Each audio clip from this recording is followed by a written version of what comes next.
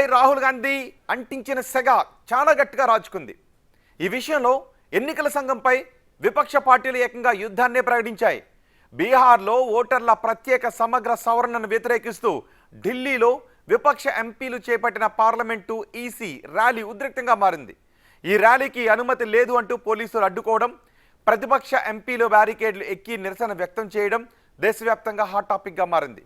రాహుల్ గాంధీ, ప్రియాంక గాంధీ సహా 300 మంది ఇండియా కూటమి ఎంపీలు ఈ ర్యాలీలో పాల్గొన్నారు. గత లోక్సభ ఎన్నికల్లోనూ ఓట్ల చోరీ జరిగిందని కేంద్రానికి, ఈసీకి నినాదాలు చేశారు. ర్యాలీని పోలీసులు అడ్డుకోవడంతో అఖిలేష్ యాదవ్ సహా కొందరు ఎంపీలు బ్యారికేడ్లు దూకేందుకు ప్రయత్నం చేశారు. వాటిపైకి ఎక్కి నిరసన వ్యక్తం చేశారు. మరికొందరు ఎంపీలు రోడ్డుపైనే బైఠాయించి నిరసన తెలిపారు.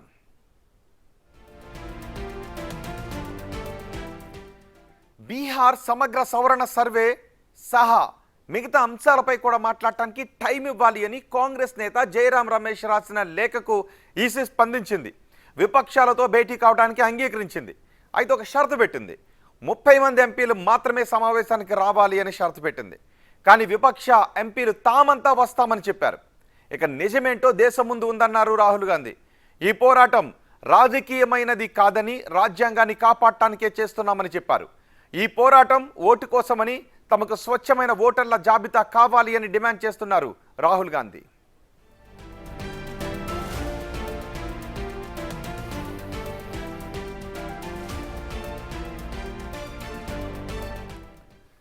ఓట్ చోరీ అంశాన్ని రాహుల్ గాంధీ బహిర్గతం చేశాక ఈ అంశం దేశ రాజకీయ వర్గాల్లోనే కాదు, ప్రజల్లోనూ తీవ్ర చర్చకు దారితీసింది. ఈ దేశంలో ఒక్కో వ్యక్తికి అనేక చోట్ల ఓట్లు ఉన్నాయని రాహుల్ గాంధీ అంటున్నారు. తమ పోరాటం అంతా బోగస్ ఓట్లకు వ్యతిరేకంగానే అని చెప్తున్నారు. తాము రాజ్యాంగబద్ధంగానే పోరాడుతున్నామని, 1 మ్యాన్ 1 ఓట్ కోసమే తమ ఉద్యమమని రాహుల్ గాంధీ అంటున్నారు. తమ దగ్గర ఉన్న జాబితా కూడా తాము తయారు చేసింది కాదు అని, ఆ డేటా అంతా ఈసీ వెబ్సైట్ నుంచి తీసిందేనని స్పష్టం చేశారు రాహుల్ గాంధీ. రాహుల్ అంటించిన ఓట్ సెగ నేషనల్ లెవెల్లో పొలిటికల్ టెంపరేచర్ను పెంచేసింది. ఇది బీహార్ ఎన్నికల్లో ఎవరిని దెబ్బ కొట్టబోతోంది, బీజేపీకి ఏ విధంగా నష్టం చేయబోతోంది అన్నదే రాజకీయంగా ఆసక్తికరంగా మారింది.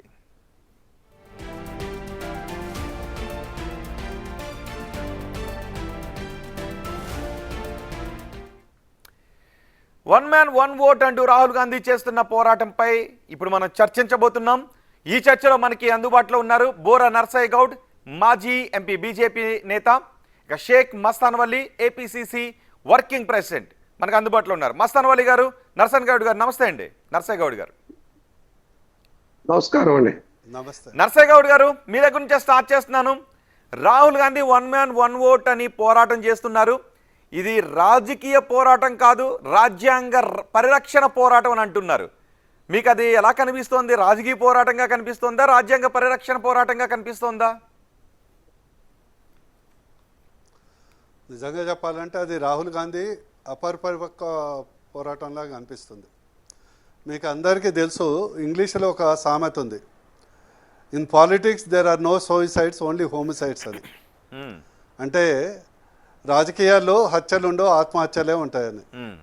అది స్పష్టంగా రాహుల్ గాంధీ విషయంలో పదే పదే మనకు స్పష్టం అవుతుంది.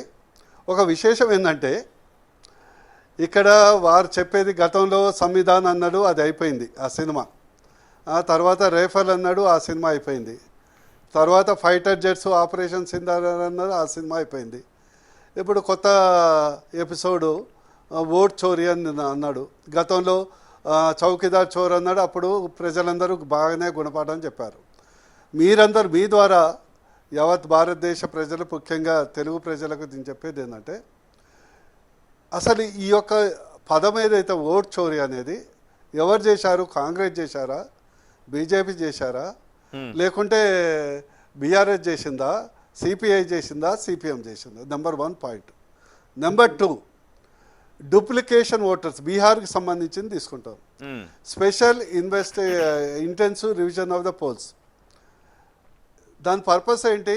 ఏదైతే డూప్లికేషన్ ఆఫ్ ద ఓట్స్ ఉన్నాయో, చనిపోయిన వాళ్ళు ఉన్నారో, లేదా ఒక్క వ్యక్తి 4-5 ప్లేసుల్లో ఓటర్స్ ఉన్నారో, మైగ్రేటెడ్ ఓటర్స్ ఉన్నారో, వీళ్ళందరినీ తీసేసి ఒక వీలైనంత వరకు, ఎందుకంటే మనకు ప్రపంచంలో అతిపెద్ద డెమోక్రసీ 140 కోట్ల మంది దాదాపు ఉంటే దాదాపు మనకు 110 కోట్ల మంది ఓటర్లు. ఇందులో తప్పులు ఏదైతే ఉంటాయో దాన్ని తగ్గియటానికే ప్రయత్నం. అదే కదా ఈరోజు రాహుల్ గాంధీ చేసేది ఎట్లా ఉందంటే తానే నిందించుకున్నట్లుంది. ఎందుకు ఈరోజు ఏమంటున్నారు, కర్ణాటకలో ఏదో కాన్స్టిట్యున్సీ మహోదయపూర్ గురించి ఎగ్జాంపుల్ చెప్పడం జరిగింది. అవును, ఎస్ అగ్రీడ్. సబ్జెక్ట్లోకి పోదాం. ప్రభుత్వం ఎవరిదిందండి? ఇప్పుడు బిఎల్ఓ ఎవరు ఉంటారు? అంతా స్టేట్ గవర్నమెంట్ మిషనరే కదా. ప్రభుత్వం ఉన్నది కాంగ్రెస్ ప్రభుత్వం. అక్కడ కర్ణాటకలో కాంగ్రెస్ మంత్రి చెప్పింది ఏంటంటే మా కళ్ళు మూసుకుందామా, గుడ్డోళ్ళమా, చెవులోళ్ళమా, అసలు లిస్ట్ చేసిందే మనం కదా. అంటే దీన్ని బట్టి అర్థమవుతుంది సెలెక్టివ్గా పిన్ పాయింట్ చేసి భారతదేశ రాజకీయ వ్యవస్థని, నర్సయ్యగౌడ్ గారు ఇప్పుడు రాజేష్ గారు ఒక వ్యక్తికి 4-5 చోట్ల ఓట్లు ఉన్నాయి అనేది అదే నేను చెప్పేది వినండి ఒక్క నిమిషం. మీరు చెప్పే అంశం that is the thing.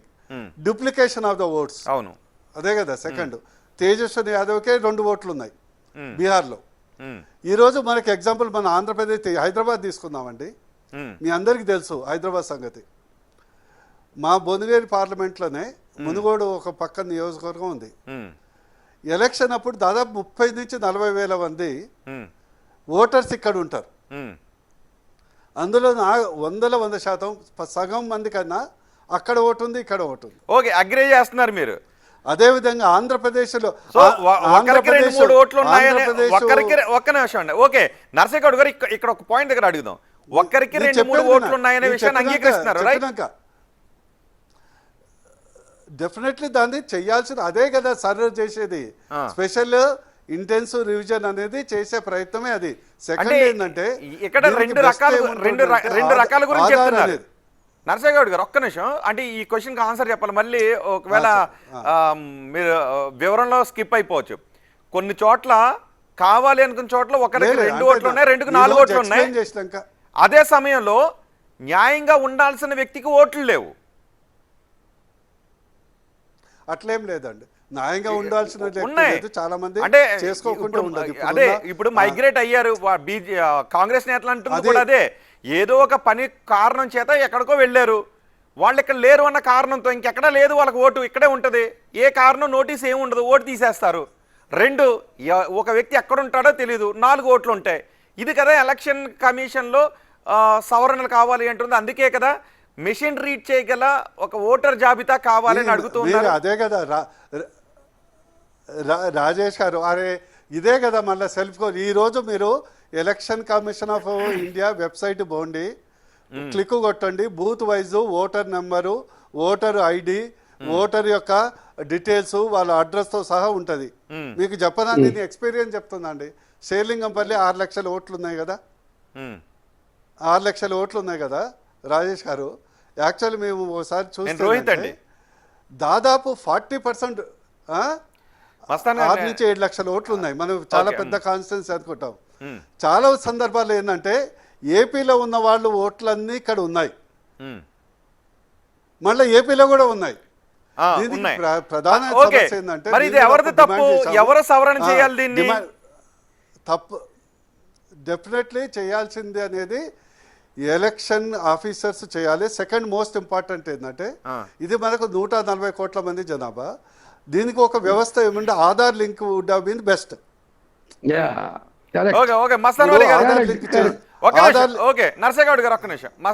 Aadhaar link చేస్తే కరెక్ట్ ఇప్పుడు వచ్చారు. ఇప్పుడు యాక్సెప్ట్ చేయాలా? ఎందుకు ఎలక్షన్ కమిషన్ ఆధార్ కార్డుని యాక్సెప్ట్ చేయట్లా బీహార్ లో? ఎంపీ గారు ఎందుకు మేము యాక్సెప్ట్ చేయమని చెప్తున్నారు వాళ్ళు? 60 లక్షల ఓట్లు, ఇదే 60 లక్షల ఓట్లు గడచిన 3 ఎలక్షన్లో ఓట్లేశారు. మీరు ఎంపీగా ఉన్నారు, మీకు బాగా తెలిసి ఉండాలా.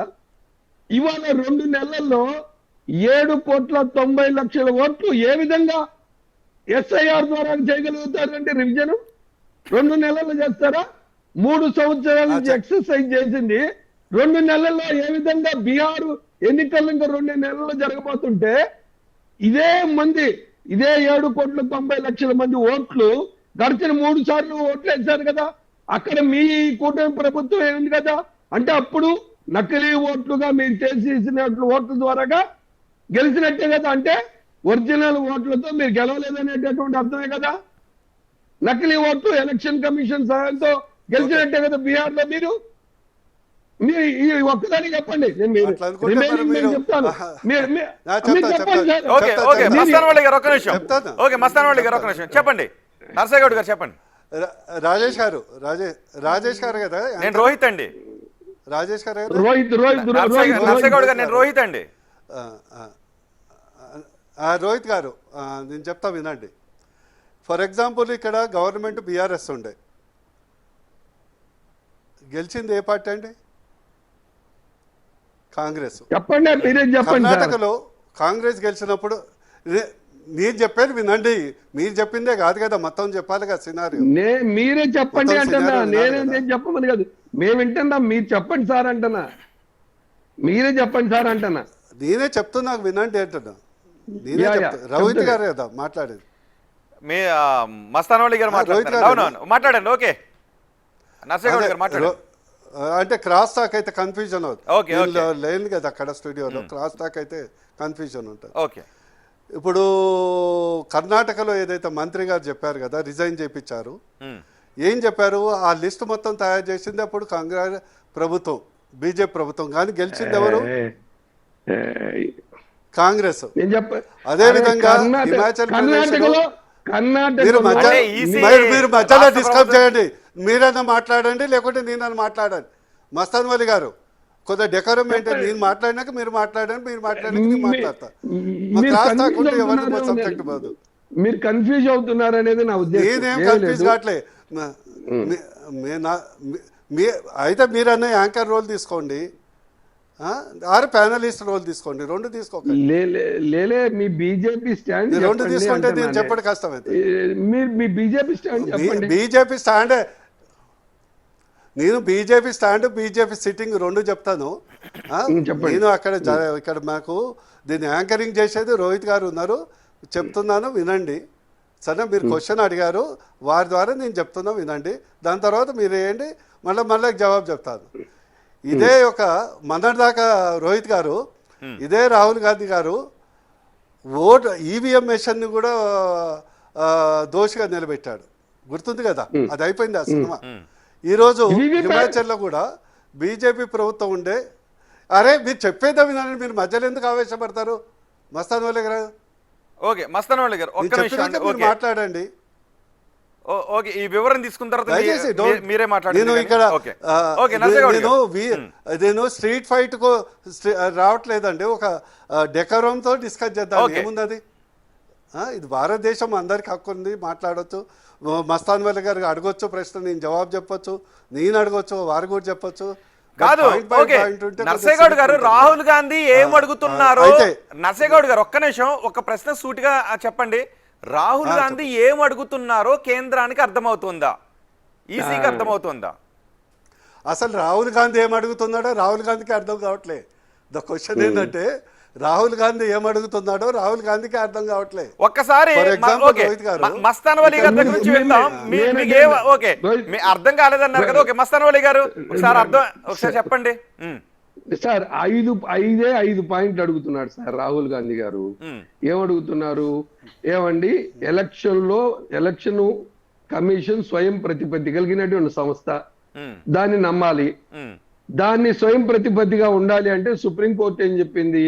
అయ్యా మీరు ప్రభుత్వాలు ఏర్పడిన తర్వాత అధికార పార్టీకి సంబంధించిన వ్యక్తి మెజారిటీ మెంబర్లు సెలక్షన్ కమిటీలో ఉండటం వల్ల ఆ స్వయం ప్రతిపత్తి ఉండట్లేదు, సుప్రీంకోర్టు జ్యుడిషియల్ లిమిట్స్ లో తీసుకొద్దామని చెప్పి సుప్రీంకోర్టు ఆర్డర్ వేస్తే ఆగమేఘాల మీద పార్లమెంట్ లో ఆ యాక్ట్ ఏం చెప్పారు?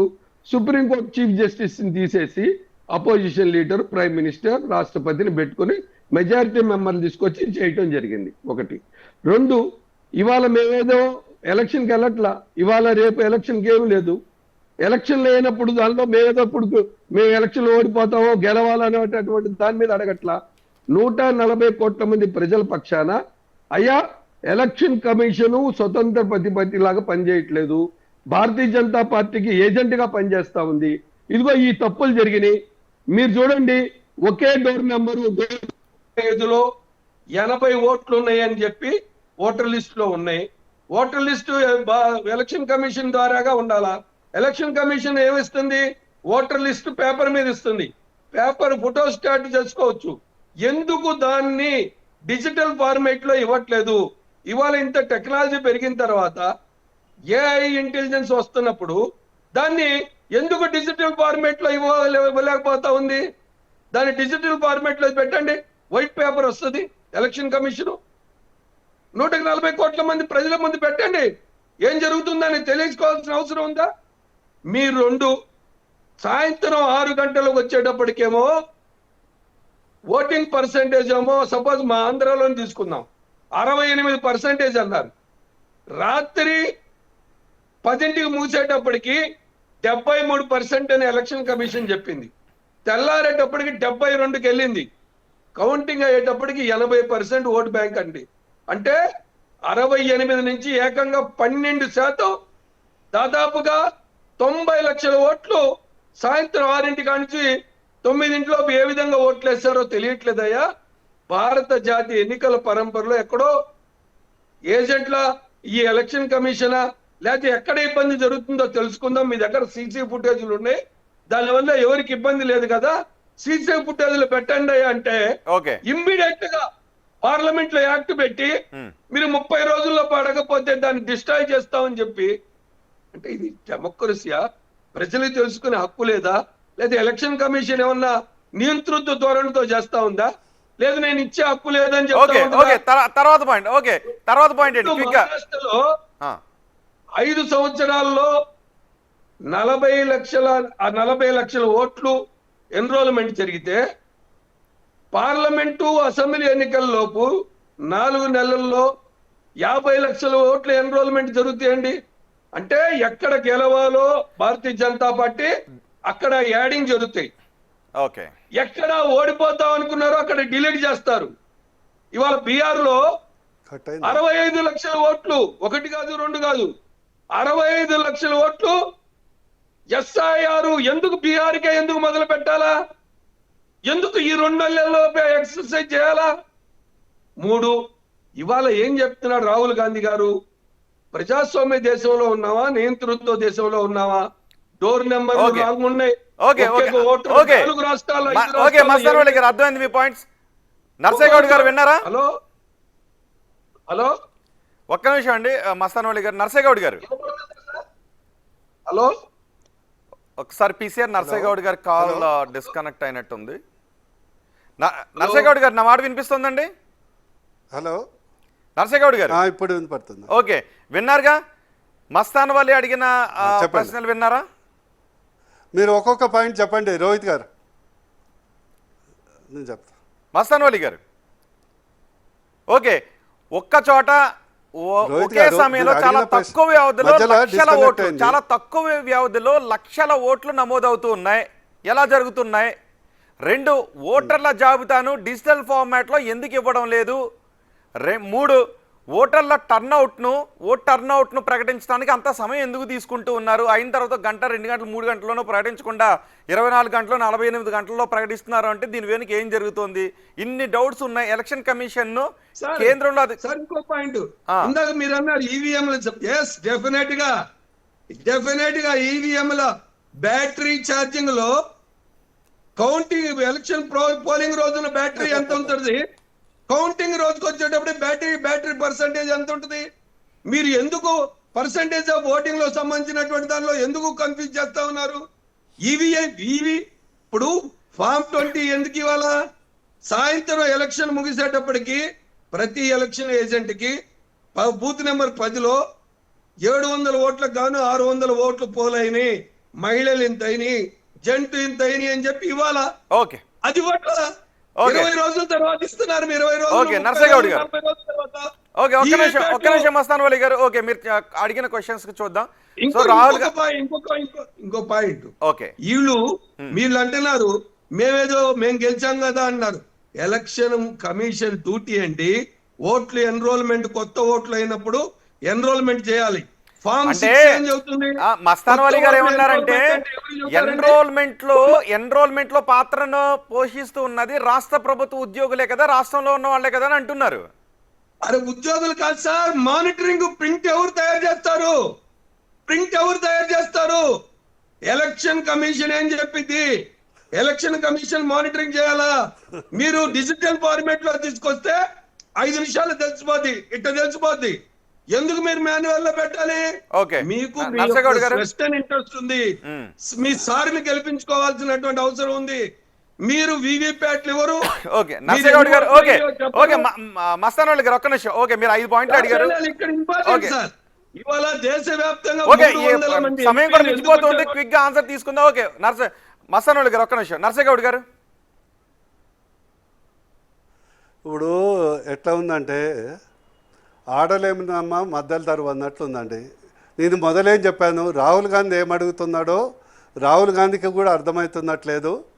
రాహుల్ గాంధీ ఏమడుగుతున్నాడో ఇక్కడ కూర్చొని వాళ్ళ అనుచరులకు కూడా అర్థమవుతున్నట్లేదు. మరి ఇన్ని పాయింట్స్ చెప్పారు మస్తాన్ వలి, ఆ పాయింట్స్ అర్థం కాక చెప్పారు.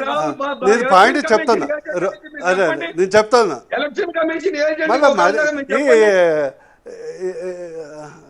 ఓకే మస్తాన్ వలి గారు ప్లీజ్ ఒక్క నిమిషం అండి. ఓకే మస్తాన్ వలి గారు ప్లీజ్ ఒక్క నిమిషం. రోహిత్ గారు మస్తాన్ వలి గారు ప్లీజ్.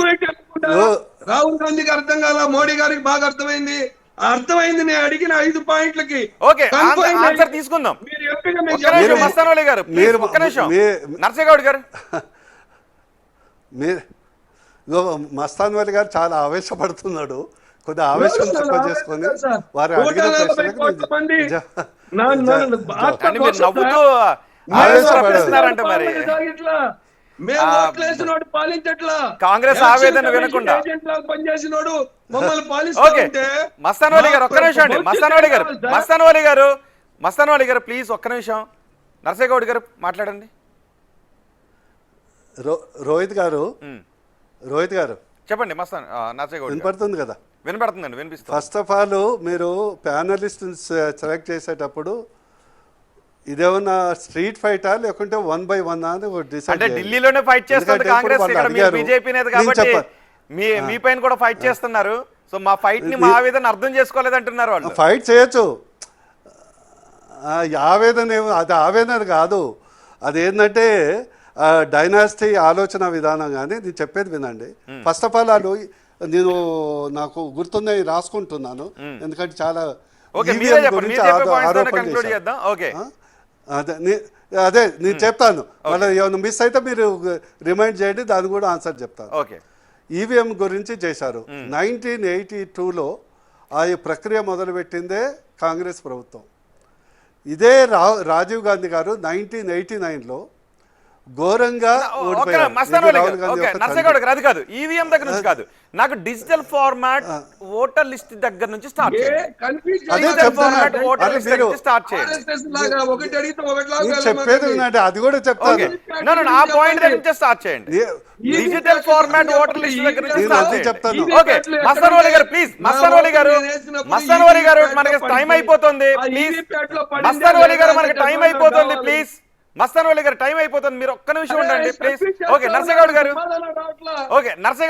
నాకు డిజిటల్ ఫార్మాట్ లో ఓటర్ లిస్ట్ దగ్గర నుంచి స్టార్ట్. మస్తాన్ వలి గారు ప్లీజ్. మస్తాన్ వలి గారు మీరు టైం తీసుకుంటే నేను కూడా వినాలనుకుంటున్న ఆన్సర్ రావట్లేదు, జనం కూడా వెయిట్ చేస్తున్నారు. డిజిటల్ ఓటర్ లిస్ట్ గురించి నర్సగౌడ్ గారు ఏం చెప్పబోతున్నారు అని మళ్ళీ మీరు అడ్డుకుంటే మనకి టైం అయిపోతే ఆయన దగ్గర నుంచి ఆన్సర్ విన్నాం ప్లీజ్ ప్లీజ్ ప్లీజ్ ఒక్క నిమిషం అండి. ఓకే నర్సగౌడ్ గారు. రోహిత్ గారు, వాట్ ఈస్ డిజిటల్? ఇప్పుడు వెబ్సైట్ అనేది digital format for your kind information. Website అనేది డిజిటల్ ఫార్మాట్. నేను చెప్తున్నాను రోహిత్ గారు, మీకు డౌట్ ఉంటే ఈవెన్ ఆన్లైన్లో కూడా మీరు వెబ్సైట్ ఓపెన్ చేయండి, ఈసీఐ. డిజిటల్ ఫార్మాట్లో మీకు పీడిఎఫ్ ఫార్మాటు, వర్డ్ ఫార్మాటు ఇవన్నీ మీకు డౌన్లోడ్ చేసుకోవచ్చు. డౌన్లోడ్ చేసుకున్నాక దాన్ని ఏ పార్టీలైనా కూడా మీకు కన్వర్ట్, మీ ఎలక్షన్లో చేస్తాం కదండి, మేము అధికార పార్టీలో లేము కదా, ఎవరైనా చేయొచ్చు, మీరు కూడా. That is digital format is available. అందుకొరకే నేను చెప్పాను, రాహుల్ గాంధీ ఏం అడుగుతుండో ఫస్ట్ రాహుల్ గాంధీకి క్లారిటీ లేదు. నెంబర్ 2, ఈవీఎం మిషన్ అన్ని పాయింట్స్ కవర్ కావాలి కదా. ఇది సమయం మొదలు మించిపోయింది మనకి. ఇంట్రడ్యూస్ చేసింది ఓకే, కాంగ్రెస్. మనకి సమయం ఇదే- మించిపోయింది. ఇదే రాహుల్ గాంధీ, రాజీవ్ గాంధీ గారు. మీరు ముత్తుకోకండి, చెప్పింది వినండి. మీరు కూడా ముత్తుకోవాల్సి వస్తుంది. ఏ మస్తాన్ వారి గారు, ఇదేం పద్ధతి? మీరు మాట్లాడి మొత్తుకున్నారు కదా. కంప్యూటర్ లో సేవ్ చేసి పెట్టారు, మీరు డిజిటల్ లో పెట్టమని కదా demand. Election computer digital format కాకుంటే ఎనలాగ్ ఫార్మాటా? ఏం మాట్లాడతారు? ఊరుకోండి, చెప్పండి వినండి. తీసుకొచ్చి నా కంప్యూటర్ లో పీడిఎఫ్ లో తీసుకొని ఏం చూస్తాను. ఫోటో స్టార్ట్ తీసుకోవడానికి పనికి వచ్చింది. ఈ రండి. విధంగా లాంగ్వేజ్ లో మీరు మార్చుకోవడానికి మస్తాన్ కనపడదు. వారి మీరు రండి. రైట్, మనకి సమయం కూడా మించిపోయింది. ఓకే, లేదు మస్తాన్ వారి గారు, ఓకే నర్సయ్యగౌడ్ గారు ఒక్క విషయం ఆన్సర్ చెప్పండి. మనకి సమయం మించిపోయింది. ఓకే, ఎటేటో తిప్పి మనకి టైం అయిపోయింది. ఒక్క ఆన్సర్ చెప్పండి. ఓకే, వీటన్నిటికీ కాదు, ఒకే ఒక ఆన్సర్ చెప్పండి. ఇది సామాన్యుడికి అర్థమవుద్ది. నర్సయ్యగౌడ్ గారు మనం కంక్లూడ్ చేద్దాం. ఒక్కటి చెప్పండి, ఓటర్ లిస్ట్ తో ఆధార్ ని అనుసంధానం చేయడానికి ప్రాబ్లం ఏంటి?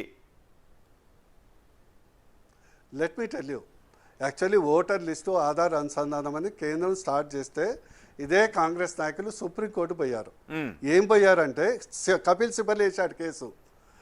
వ్యక్తిగత వివరాలు భంగం కలుగుతుంది, అవును, పర్సనల్ డీటెయిల్స్ కు భంగం కలుగుతుంది. మీరు చూడండి, ఒకసారి నెట్ లో కొట్టండి, కోర్టుకి వెళ్ళారు. అవును, ఇదే కపిల్ సిబల్ పడితే సుప్రీంకోర్టు దాన్ని మీరు ఆధార్ని లింక్ చేయొద్దని దాని మీద ఇంజక్షన్ ఇవ్వడం Mandatory జరిగింది. అది ఇంకా కోర్టులో నానుతుందండి, ఓకే, చెయ్యొద్దని. కరెక్ట్. సో రైట్ అండి, ఓకే ఓకే, అర్థమైంది. Thank you very much Narsaiah Goud గారు, thank you very much Mastan Vali గారు. నర్సయ్యగౌడ్ అంటూ ఉన్నారు, కాంగ్రెస్ వాళ్ళకి ఏం అడుగుతున్నారో కాంగ్రెస్ కి క్లారిటీ లేదు అని అంటూ ఉన్నారు. కానీ కాంగ్రెస్ నేతలు రాహుల్ గాంధీ అంటూ ఉన్నారు, ఓట్ చోట్ జరుగుతూ ఉంది, దీనిపైన ఎలక్షన్ కమిషన్ చాలా స్పష్టంగా స్పందించాలి, ఎలక్షన్ కమిషన్ ని కేంద్ర ప్రభుత్వం మేనేజ్ చేస్తోంది అని చెప్తూ ఉన్నారు. సో వార్ ప్రకటించారు. మరి చూద్దాం ఏం జరుగుతుంది అనేది.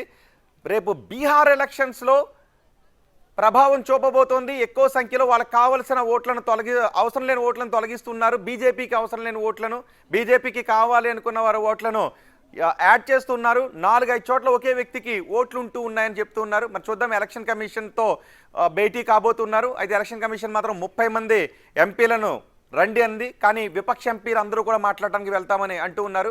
మరి ఎలక్షన్ కమిషన్తో కూర్చొని మాట్లాడతారా? ఈ సమస్యకి ఎలా పరిష్కారం దొరుకుతుందో